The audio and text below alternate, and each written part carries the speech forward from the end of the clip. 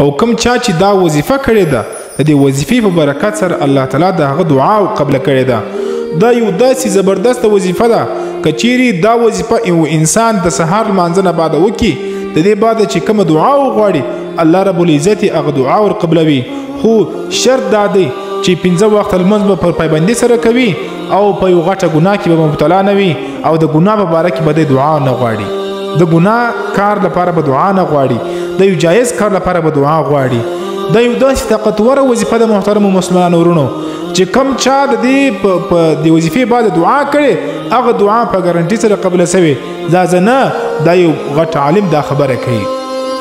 او دا وظیفه څه ده زه به تاسو ته په سکرین باندې هم ولیکم او دلته به درته ووایم هم، خو دا ویډیو د ثواب په خاطر باندې مخته در سره شیر کړئ او خپلو دوستانو ته یې واستوئ. دا ویډیو ځان سره ریپوسټ کړئ. هغه دعا داسې ده: الف لام میم الله لا اله الا هو الحي القيوم یا واحد یا ذا الجلال والاکرام.